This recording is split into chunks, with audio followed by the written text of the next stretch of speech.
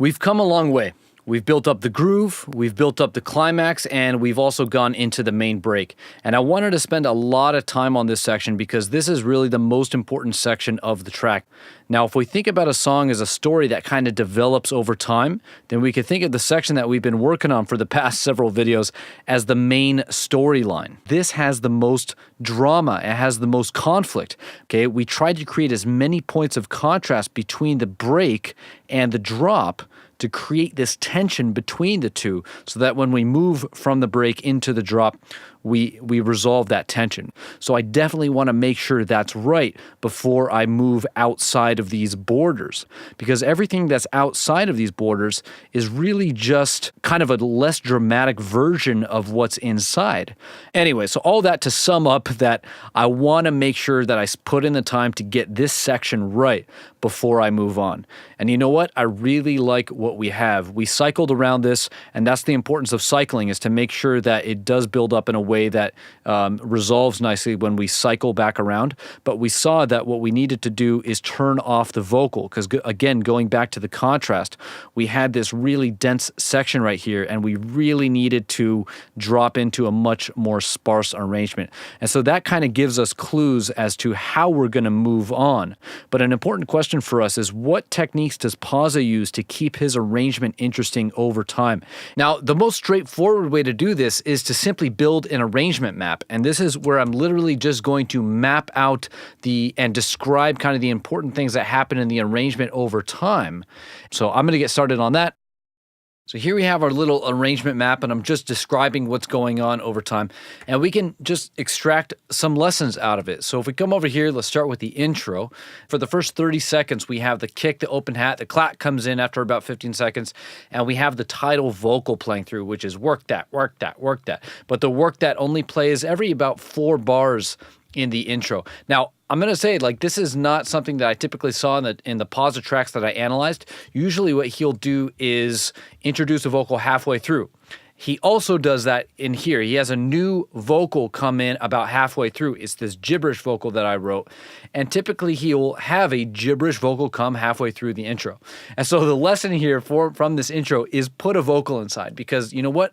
We're human. We connect with vocals. You can't go wrong. And then one last thing is PAWSA starts to use this title vocal, which is work that, and he starts to repeat that, work that, work that, work that, and that creates a little instability in the intro to help us transition into the next section, which is rock solid. This next section is just the bass drop, the intro bass drop, and it seems like the question here is, how efficient can I make my production? Because it's basically just kick, clap. We get a new open hat, a main open hat here. It's a strong open hat in the top end. We get the strong bass in the bottom end, but it's a very efficient.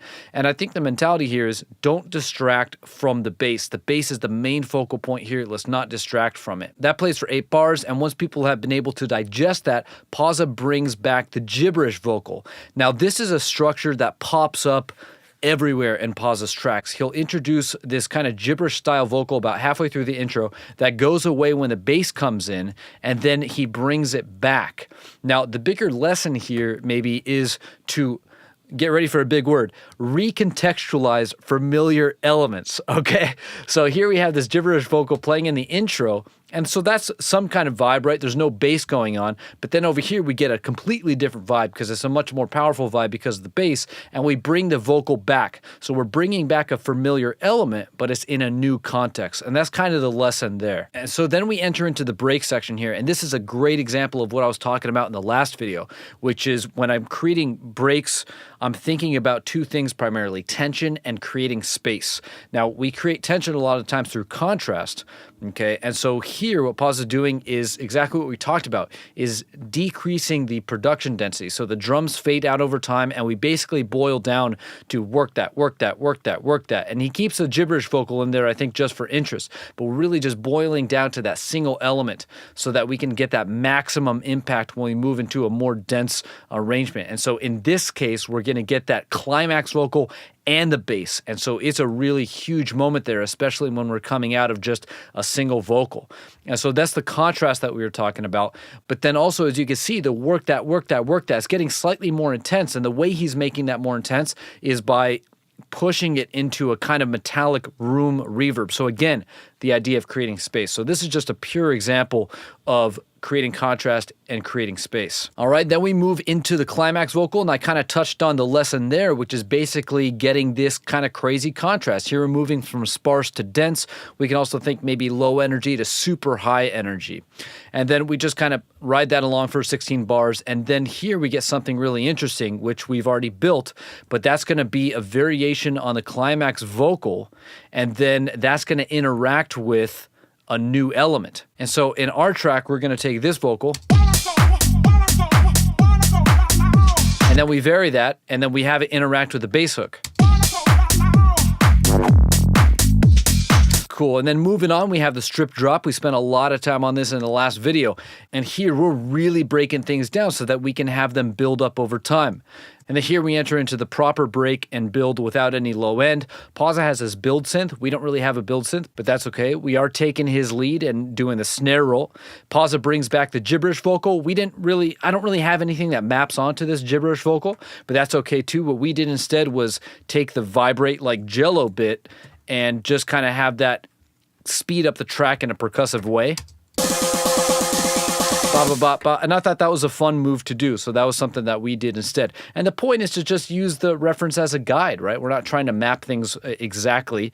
This is the main lesson, right? Getting this, just nailing this. This is the peak drama. This is the height of the conflict. This is the maximum impact you're going to get because of the contrast that you can build. There is something interesting that PAWSA did, which is have this kind of crazy effect play right here that hasn't appeared anywhere else in the track. I just thought it was interesting. Maybe mention that, just have some kind of unique element in there. And then here he brings back the gibberish vocal. Now this was something, you might be noticing a kind of patterness here. The gibberish is playing in the back half of this 16 bar loop, kind of the first part of the second climax. And then the gibberish vocal is playing here at the end of the build, kind of the back end of the build. Here the gibberish vocal is playing at the back half of the strip drop. Here the gibberish vocal is playing in the back half of the climax. You see where I'm going with this. Here the gibberish vocal is playing at the back half of the bass drop, and here the gibberish vocal is playing at the back half of the intro drop. And so you can see this kind of pattern creeping up. And so you can think of this gibberish vocal as almost a signal that we're kind of on the back half of some kind of section. We're going to get ready for a transition. And so I don't want to take this too far, but get ready for another big word, which is this introduces some kind of structural predictability. And that's definitely something you can experiment with and play with, because you can kind of add these things into your track that serve as signals. Obviously, we can use risers and stuff to signal or anticipate some kind of future event happening, that namely the bass is going to drop. We're going to get into the drop section, but you can use signals in other ways too to let the listener know that you're approaching maybe the end of the section. But that's an interesting lesson, definitely something that you can experiment with. And here I wrote climax 1CD because I'm just referencing the fact that this is very, very, very similar to the back half of the first climax. This is the 32 bar section, so I'll just simply kind of divide this up into A, B, C, D for the 8 bar section. So climax 1CD just refers to this part of the climax right here. And so these are just very similar. Again, just kind of a call back to an earlier section. The outro is really easy. Just take out the bass, and then we just take out the main hat here in the back 16. So just to run through these lessons again in a kind of succinct way. 1, try using vocals earlier in the track. Number 2, try not to distract from when the bass first comes in, especially in its full low-end form. 3, try to recontextualize familiar elements. Number 4, especially in the breaks, try to create contrast in space. And contrast there is referring to the difference between your breaks and your drops. Number 5, just to parse out the idea of contrast a little bit more, move from sparse to dense, or dense to sparse. That's always going to be an impactful move. Number 6, try to present familiar elements in new ways and have them interact with new elements. Number 7, make sure the payoff offers the maximum drama and resolution. And so number 8, a little abstract here, but think about more subtle ways to signal or foreshadow future events. The idea is that if your listeners don't think you're going anywhere, they're going to lose interest quickly. We're ready to move out. Which way are we going to go? We're working according to priority here, right? So we're definitely going to go with Climax 2. Climax 2 is the main resolution to the main conflict here. So let's get going in there. Now we have a couple ideas to start with, right? One, we have the kind of moving from the dense to the sparse arrangement. So going from this wall of sound into a more sparse arrangement. We've already tested that. That sounds good, but we didn't want the vocals. So we're going to just copy the drums, basically. And so PAWSA has that go for 16 bars. We're kind of working in these 16-bar frameworks. And then for the second half, we have another idea, and that is to kind of do a callback to the end of the first climax. So I'm going to copy that over as well. So let's check this out. Vibrate just like jello. All right away, the beat is annoying me, so I'm going to take that out at least maybe during the first 8 bars. Another thing I'm going to take out is the hat, because that'll give us an obvious lift.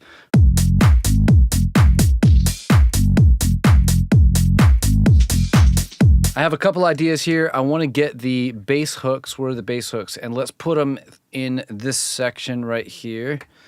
And then another thing I want to do is get the scream vocals. And also, I want to get the jello vocals, and I want to sprinkle them throughout here as well. So, Just like jello. So let's have this right here, actually. It's like, and then we'll have it resolve over here. So it's like, bump, and then it's like jello. Just like jello. Just like jello. Let's move these on the beats, actually, like this. Just like jello. Maybe we'll cut the kick here. Just like jello. Okay, we can cut the hats under that little edit. Just like jello. Now, this sounds a little awkward to me when the bass hooks come in, so either I take them out, or why don't I try actually putting them over here? Vibrate just like jello.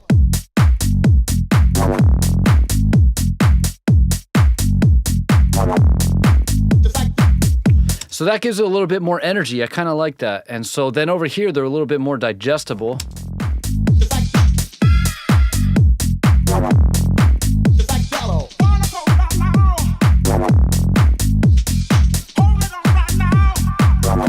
All right, so this isn't quite working for me. I know that's kind of what PAWSA is doing, but I'm thinking, what if instead of just copying the second half, what if we instead kind of made a smaller version or a condensed version of the entire climax? So I'm going to copy these first vocals. Cool, let's check and see if this works. Just like jello. All right, let's take the bass out under here, the bass hook. I think the bass hook's out under here as well. Yes, it is. So that makes way more sense. Just like jello.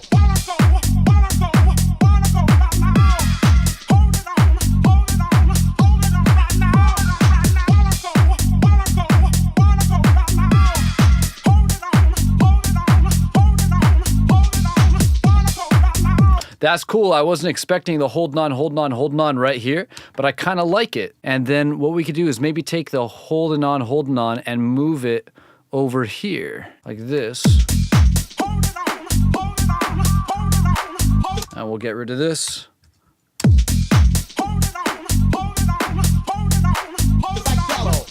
And we'll get rid of this. Just like jello. Maybe if we can extend these guys a little bit longer. Just like jello.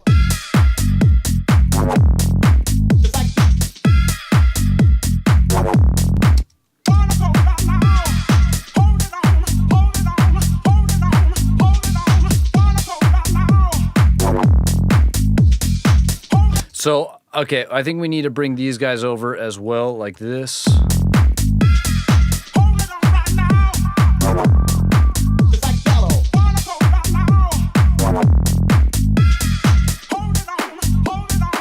Awesome. So that's pretty cool. And you can see kind of the process of what happened here. We started out with a very simple idea, which is let's move from this really dense arrangement into a more sparse arrangement. So we pushed that over 16 bars because we're kind of working within 16 bar framework. And then we had the idea from PAWSA to kind of reference the climax again. And so what I did is I started out using just the back end, kind of like what he did, but I didn't really like that too much. And so I figured, well, actually, let's try to just make like a mini version of this climax in the back half over here. And that seemed to work a little bit better. And then there's just little details along the way. So we'll put a check on the climax 2 here for now. Feels right. And then let's start moving over here to the first break. Now, we know what we need to do. We need to break things down pretty much to like a single transitional vocal. But if we're going to break things down, let's actually kind of start from somewhere. And so maybe we'll start and build out the intro bass drop. We'll have that build up and then we can start breaking down from there. And so right here, I'm going to get that transition vocal. Over here, I'm just going to kind of paste the groove. All right, so this is kind of like the foundation, and what else can we kind of build up here? One thing we're going to for sure do is make this first 8 bars very sparse. So take away some of the top layers here. And then let's take away the beat right here. And so it's just super. Maybe we could take away the tail here because it's kind of an ambience, and maybe we'll just keep this super dry.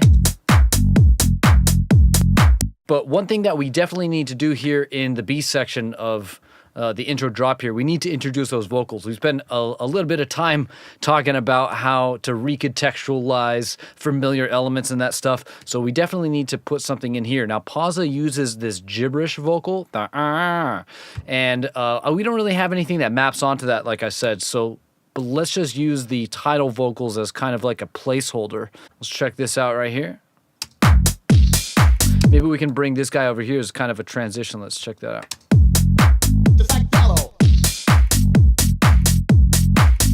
And we'll also just do this again too, where we just let that jello hit. This is kind of cool. It may or may not work, but at least we have something there. And if we like it, that's good. If we don't like it, then we can figure out why we don't like it and what we can do instead. But it gives us directions or an idea to kind of bounce off of. So right here we have the minimal kind of vibe. Over here now we have the vocals. We're bringing the vocals back. We'll definitely have them in the intro. But this is basically a requirement if you're going to make a PAWSA track. So we've got to have that in there. Next, the break is all about creating that space and contrast. So definitely 2 things we need to do for space or to bring back that huge vocal kind of send off, that cliff dive. And then also we're going to have to increase the reverb on the NAS as it develops. And as you can see, I brought this back over here and I copied some of the automation just as a placeholder. So let's check this out from right here and see if this will serve as a good transition.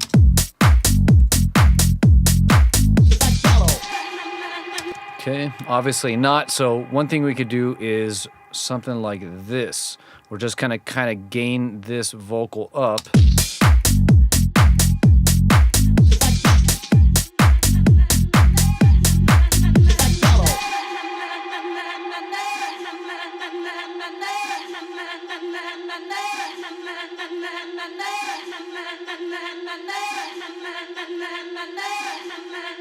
All right, so I'm already kind of bored of that, right? And so I think if we're going to have this all boiled down to this vocal is only really going to be able to play for 8 bars by itself.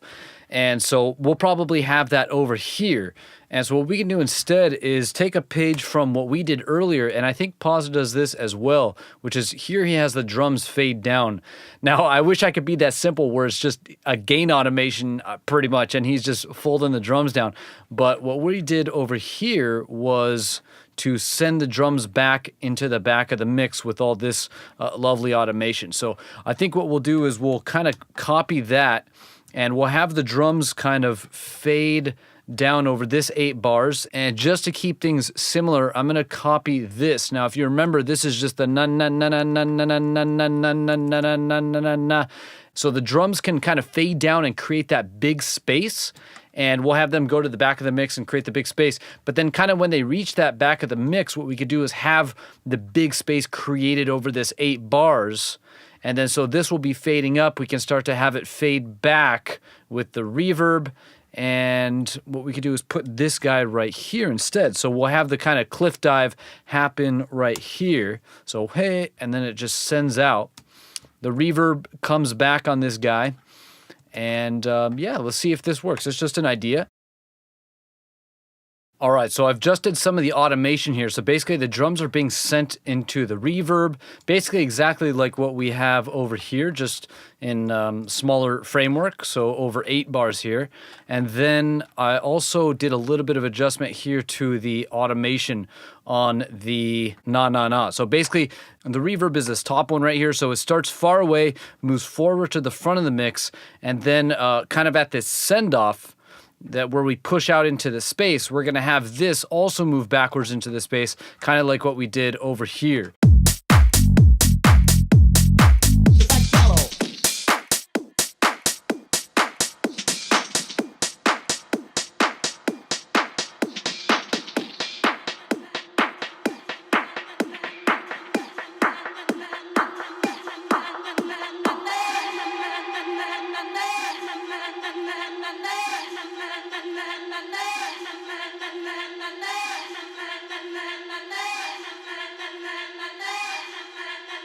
That's starting to work, but what I'm feeling is that I started to get annoyed that the vocal was moving further and further away. Right here, I feel like it should kind of peak over here and then kind of come back towards the front of the mix. Another thing is this is too dead, but I think we have something that can easily fix that, which is the bright noise. So we'll bring over this nice white noise here, and it'll kind of sweep up during this B section of the intro bass drop here, and then it'll nicely fall with this, exactly like what's going on over here. Another idea I had was that this is kind of weak going into the...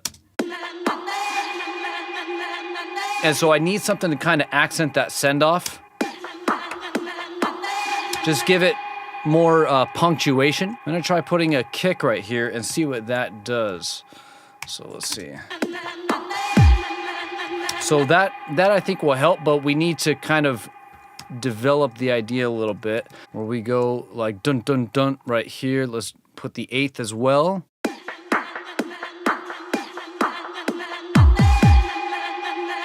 All right, maybe we can actually do this over here as well. And let's also make an edit over here on the hats.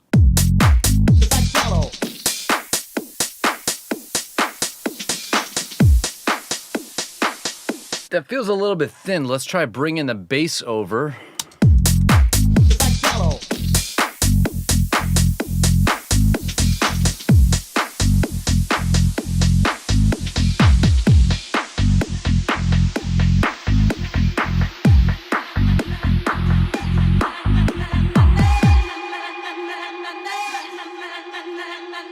This is kind of working for me, especially now that we added that bass.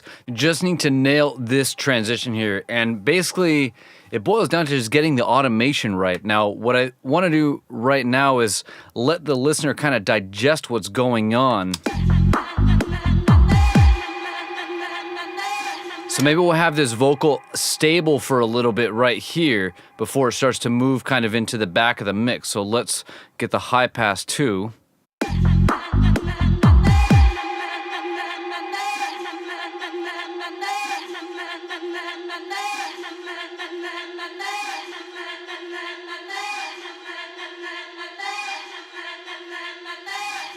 Now, as we listen to this, I kind of want the same movement that happens in the main break, which is where we start to move out and away from the front of the mix, so creating that contrast with the depth, creating that space that we talked about, and then bringing it back towards the front. So let's have it right here. Let's bring it back towards the front right here. Let's have it kind of sit in the back of the mix for a second. So over here, we'll lift this guy up. So I'm thinking it can like swoop back to the front of the mix really quickly. Kind of a cool effect.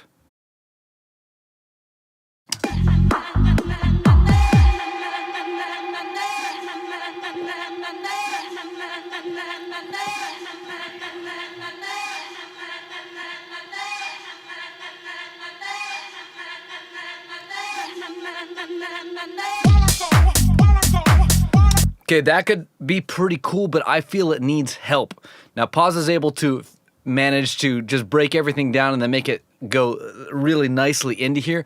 For whatever reason, I'm feeling that we need a little bit of help right here. So I'm gonna go grab a couple things. All right, so we brought over the high chord here.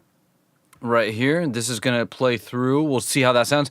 Also, the low riser there, we could bring that back, and then this crash is gonna come down from the top. So let's check to see how this sounds.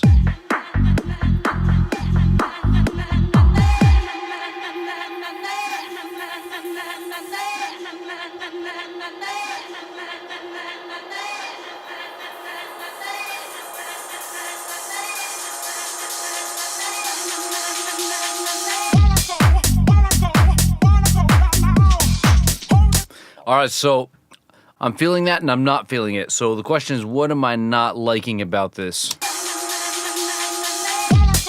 I feel like what we've taken away here is the sparse to dense movement because we have this all cluttered. And so what we could do is kind of have like a mini payoff, right? So right here, we're not giving away vibrate like Jello, but maybe we could just isolate this vocal right here that's in the front of the mix. So if I bring this back,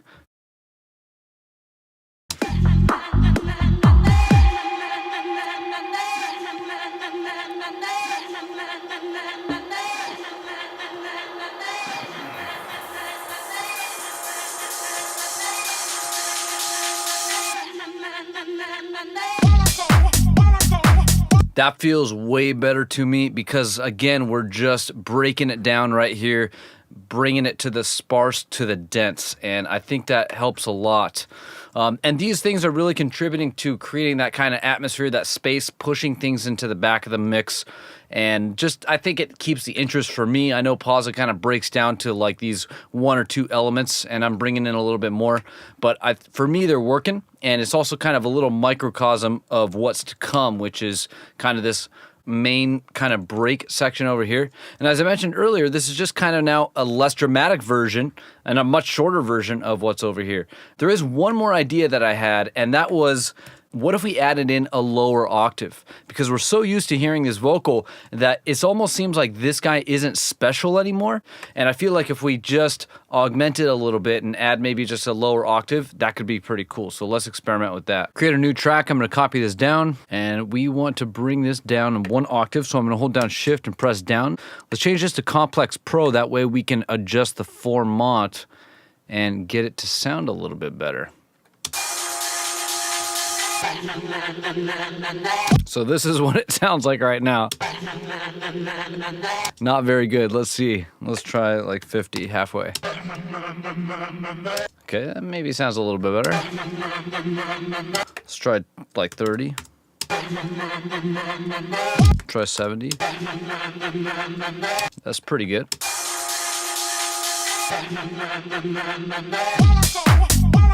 Now what we need to do is EQ this and maybe a little bit of compression here just to get it to fit a little bit better. Let's see, let's take out some of the lows.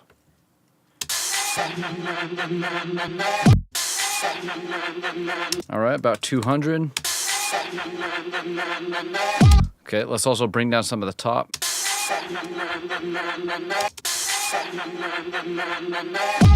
And there's kind of a little honky, kind of right around there. Let's see.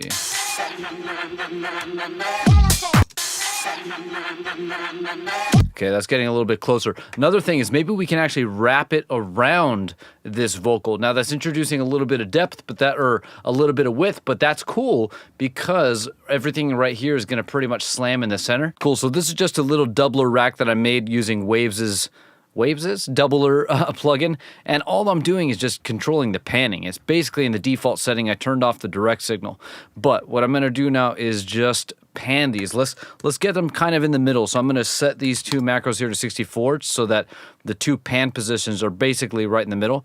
Then I'm just going to kind of bring them out. Let's try to find a nice little spot, and we'll just kind of cycle right here.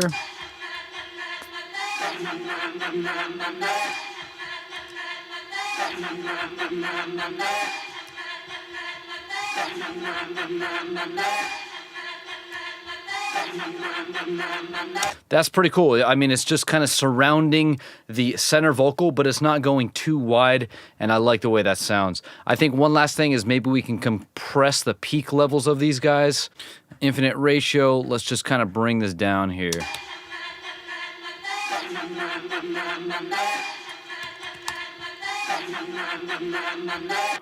Cool, and let's try this.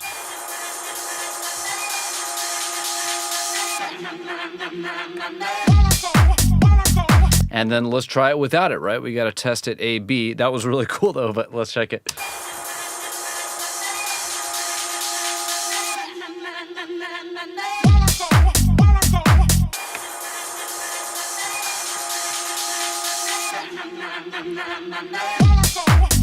Yeah, right. That just grabs your attention way more so than this, because this isn't special really, because we've already heard it quite a bit.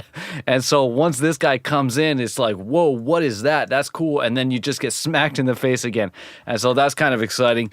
I think the only thing left to do now is just take care of the intro and the outro. Just a couple notes. First, what we're going to do is follow PAWSA's lead here. We're going to go back to what we were talking about earlier, which is having a vocal at least in the intro, just getting other human beings to connect with the track right away. But we're going to sprinkle the title vocal throughout, and we also have to have some kind of transition element. So we're going to probably have a transition element start halfway through. Now again, he has this gibberish vocal, which he has in a lot of his tracks, is very common, but we don't really have anything that maps onto that. Also, his transition vocal is actually the title vocal, which is work that. Early, it just kind of plays every 4 bars, work that. But then as we get over here, it speeds up, which creates that instability. Work that, then boom, straight into the stability. So we're not going to use the title vocal as a transition. We've already been working with one, which is the na na na na na na na na na. Cool, that'll be our transition. We'll sprinkle the title throughout.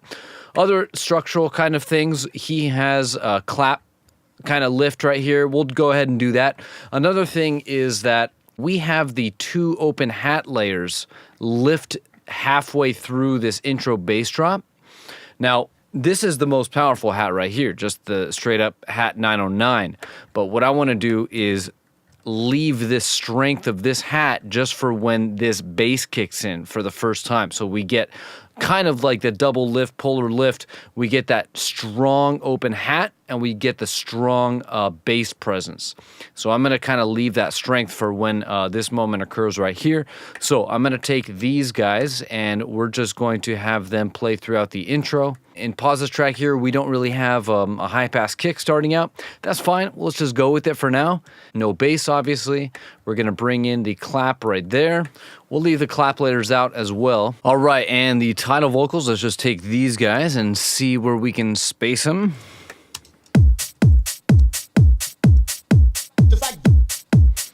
It's a little early, so let's just space these out a little bit more, right?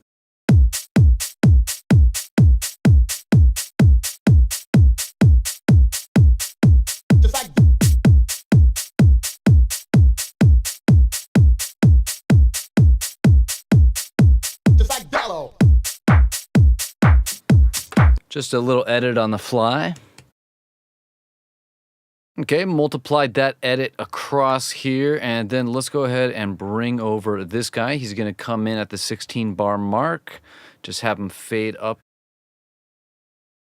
All right, so we need to check this transition and this transition really quick. Other than that, it just kind of grows, and you can probably imagine. Okay, obviously this needs to come back. Let's take this clap out right here. That's pretty cool. And if we take that one out here, just to get a little symmetry, we can take out the clap right here as well. So to kind of mark the halfway point of the intro. Getting fancy.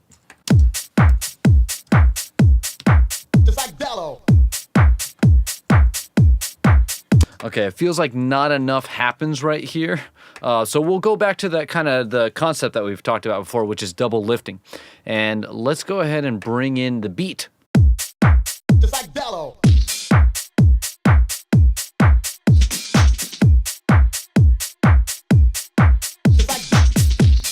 Okay, there's a little awkwardness here, right? You could probably feel it too. So let's bring this right here. Let's take this away. So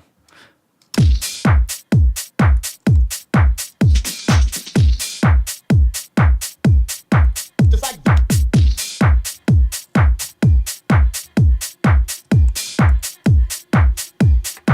just like Gallo. let's take this out too right here. Just like Gallo. Just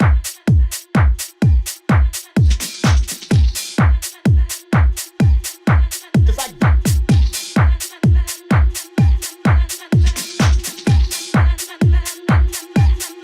just like Gallo. Cool. There's one thing that's bothering me is this clip here on the glue compressor from the bass.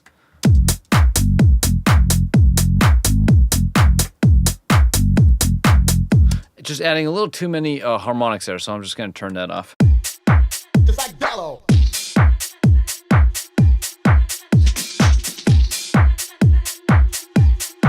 Just like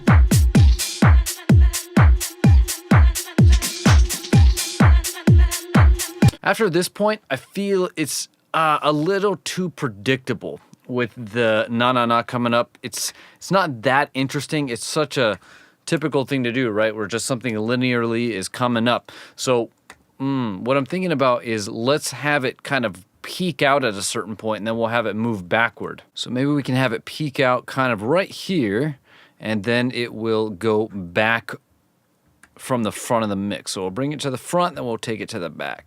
So this move is kind of opposite to what we have been doing, which is having the vocal go really far back in the mix and then coming to the front. So now this is starting from the back, moving to the front, then going back again. And that's kind of cool because again, if we're moving back into the mix, then we're going to create that contrast right here. It's just a little moment of contrast right here going backwards in the mix. And then bam, we get everything right to the front of the mix. Another thing is that we have this high pass filter right here. So if we're going to be taking out this kind of more low mids area from this, then it'll give a little bit more of a weight to when this bass drops. So there's just a couple things that I think I'm going to like about this, just thinking about it. So, but let's check it out. It's all about what it sounds like.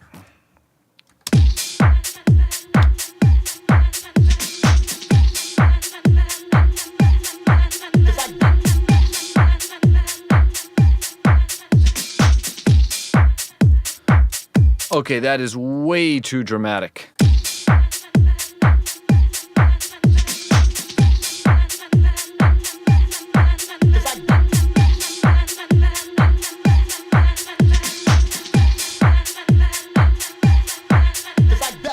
Okay, so just a couple little touches there, not quite as far back as I needed, keeping the gain up, and that sounds pretty good right here.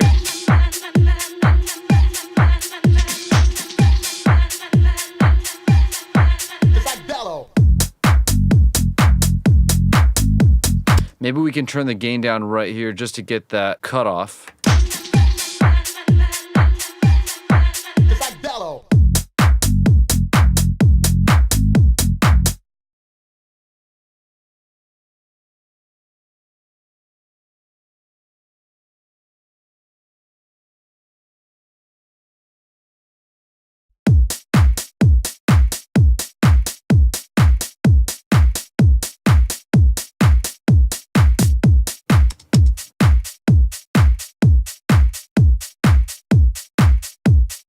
Now that's kind of uninteresting to me. This is basically kind of what he does, where he drops the bass, then he drops the main hat. Let's just play around and see what we could do instead. Let's try bringing the bass hooks, maybe see what we can kind of subtract.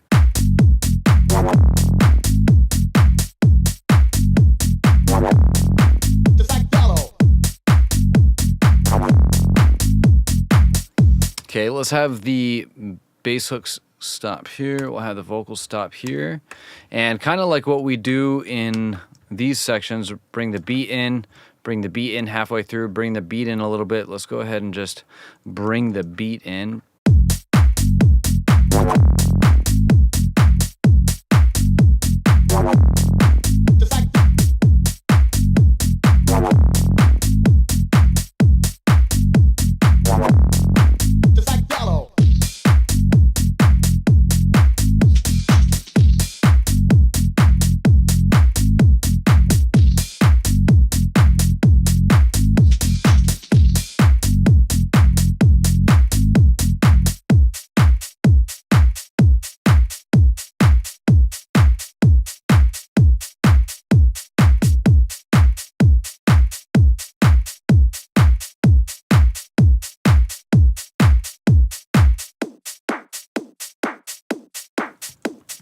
But if we're gonna have the bass in the outro here, I'm thinking that we can maybe do like a mini break from the bass or just the low end in general here.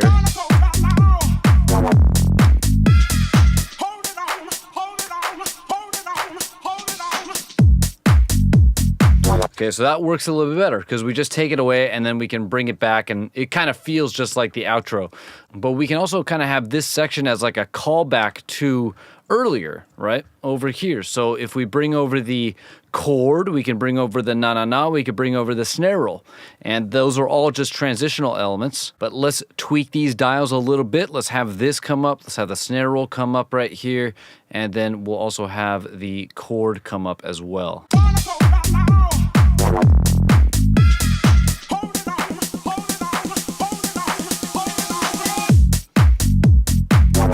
Cool, so it feels good going out of this little kind of edit fill thing, but it doesn't feel good going into it. So maybe we can just get something that signals the bigger change, like a white noise riser.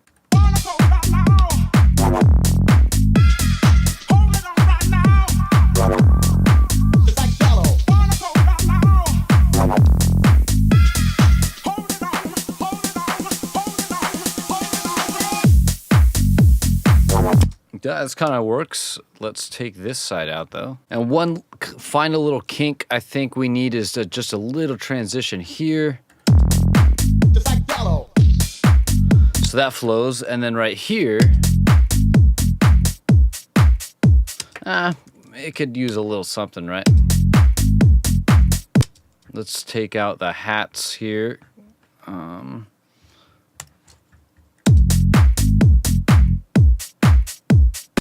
We do like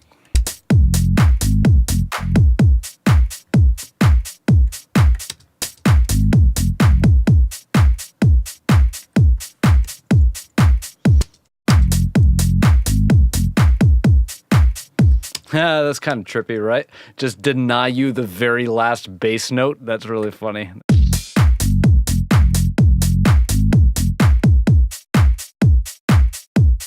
All right, so I think this is the arrangement we're going to stick with and move forward on. One thing before we end this video, I just want to kind of cover those points we dealt with at the beginning of the video, which is those lessons we kind of learned from PAWSA's track to see if we kind of incorporated some of them.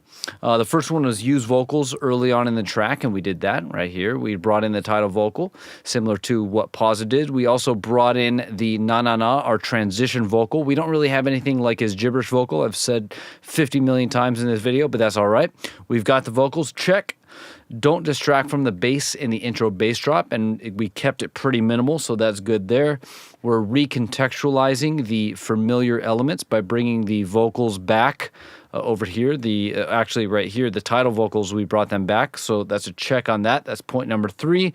Create contrast and space in the breaks, and we've definitely done that. We spent a lot of time in the break video working on that, so we've got that. We're moving from sparse to dense and dense to sparse. We're definitely doing that. Point number 6, present familiar elements in new ways and have them interact with new elements. Right here we have a variation on the main vocal right here, and that variation is just a new way of presenting this climax vocal, and then we're having this variation interact with the bass hooks right here. Point number 7, make sure the payoff offers maximum drama and resolution. Absolutely.